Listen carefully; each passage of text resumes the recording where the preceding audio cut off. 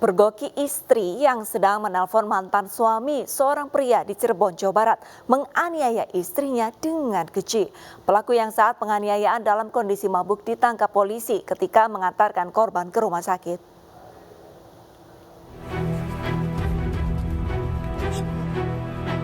Suharyanto digelandang petugas unit perlindungan perempuan dan anak Satreskrim Polresta Cirebon, Jawa Barat setelah mengantarkan istrinya ke rumah sakit. Di hadapan petugas, pria 41 tahun ini mengaku telah menganiaya sang istri karena emosi menduga pendamping hidupnya itu mendua. Sabtu 19 Maret, Suharyanto pulang ke rumah dalam keadaan mabuk. Saat itu pelaku memergoki istrinya sedang menerima telepon dari mantan suami. Pelaku pun hilang kendali dan menganiaya istrinya di bagian wajah dan leher.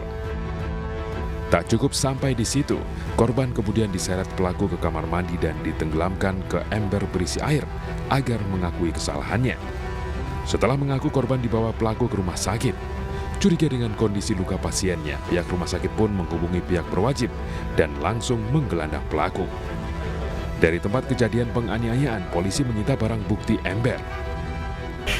Berawal dari pelaku yang cekcok pada awalnya dengan istrinya, dikarenakan istrinya sedang berteleponan dengan mantannya. Kemudian karena kesal, kemudian pelaku memukul 7 kali ke bagian muka.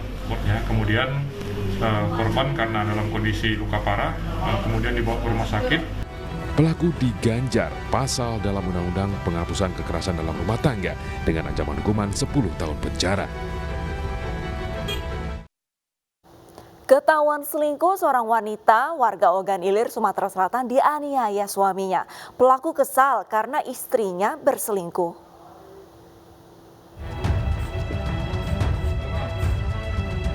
Seorang suami di Kabupaten Ogan Ilir, Sumatera Selatan tega menganiaya istrinya sendiri dengan senjata tajam hingga nyaris tewas.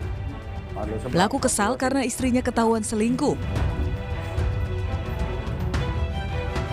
Kejadian terungkap setelah chattingan mesra korban dengan pria yang diduga mantan pacar korban dilihat pelaku. Korban pun mengakui bahwa chattingan tersebut dengan mantan kekasihnya dan saat itu juga korban meminta cerai pada pelaku. Mendengar semua itu, pelaku kesal dan langsung menganiaya korban di beberapa bagian tubuhnya dengan senjata tajam. Menurut pengakuan pelaku, sudah beberapa lama ini sikap korban berubah terhadap pelaku sehingga memicu kecurigaan pelaku terhadap korban.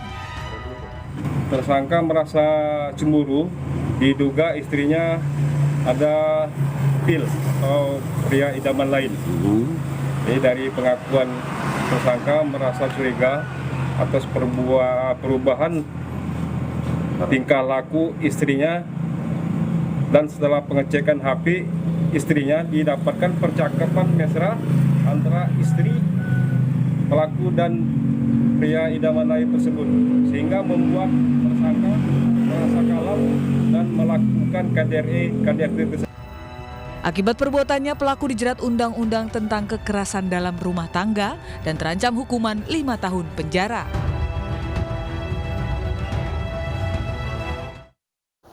Di Gianyar, Bali, rekonstruksi kasus pembunuhan pria diduga selingkuhan istri digelar di 2 lokasi. Rekonstruksi yang memperagakan 35 adegan untuk menguji keterangan pelaku maupun para saksi.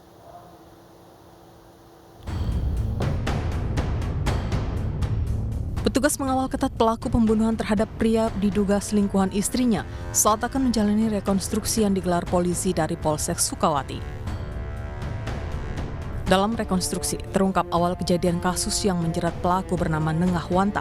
Awalnya pelaku mendatangi konter milik istrinya, Kadek Setiawati, di Jalan Pasekan Batu Bulan, Gianyar. Sesampainya di konter, pelaku sempat memanggil pria yang diduga selingkuhan istrinya. Usai bertemu, pelaku pulang mengambil senjata tajam lalu kembali datang dan menganiaya Jupriyadi, pria diduga selingkuhan istrinya hingga meninggal dunia. Pelaku pun menganiaya istrinya dengan senjata tajam sebanyak 30 kali. Ada 28 adegan yang diperagakan di lokasi penganiayaan. Rekonstruksi berlanjut di rumah pelaku dengan memperagakan 7 adegan. Korban Kadek Setiawati, yakni istri pelaku, tidak dihadirkan dalam rekonstruksi. Saat ini kondisi korban berangsur membaik setelah dianiaya suaminya. Tersangka yang menentukan apakah benar si tersangka inilah yang pelakunya. Kemudian adegannya ada 35 adegan, 28 ada di sini di TKP pokok, 7 lagi adegan ada di rumah tersangka. Kadek Setiawati, 30 tahun, sempat mendapat perawatan di rumah sakit akibat dianiaya suaminya di Jalan Pasekan Batu Bolan Gianyar. Korban dianiaya suaminya karena pelaku cemburu dan emosi. Istrinya diduga selingkuh dengan Jupriyadi. Korban Jupriyadi juga dianiaya dan meninggal dunia akibat luka cukup parah di tubuhnya. Keluarga Jupriyadi berharap agar pelaku dihukum seberat-beratnya atas perbuatan yang menyebabkan korban meninggal dunia. Dipicu cemburu mendapati percakapan mesra dengan pria lain, seorang suami di Garut, Jawa Barat menganiaya sang istri dengan senjata tajam hingga tewas. Sebelumnya pelaku mengajak korban menginap di rumah rekannya. Saat korban tertidur lelap, pelaku pun melancarkan aksinya.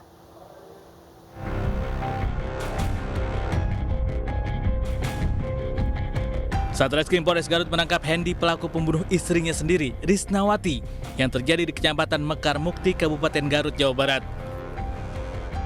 Dari hasil pemeriksaan dan olah tempat kejadian perkara, polisi menemukan luka aniaya senjata tajam pada leher korban. Selain pelaku, polisi juga menyita sejumlah barang bukti seperti golok, ponsel, serta pakaian korban. Kejadian tragis ini berawal saat pelaku dan korban bertengkar yang dipicu rasa cemburu pelaku mendapati percakapan mesra antara korban dengan pria lain melalui media sosial.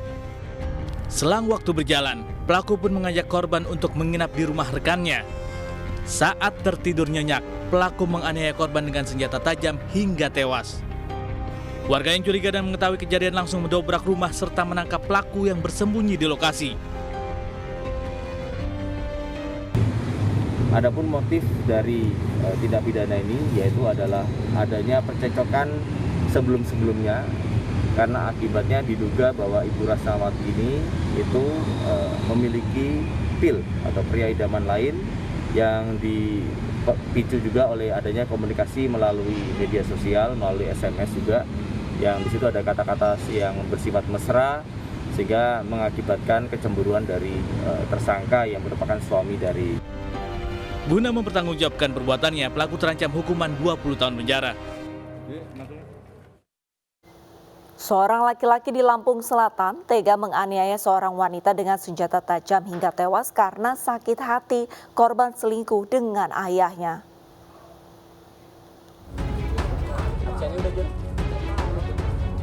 Seorang pemuda bernama Bagus Saputra, 22 tahun, di Lampung Selatan, Lampung, nekat menganiaya seorang wanita bernama Melda Aulia, 25 tahun, dengan senjata tajam hingga korban tewas.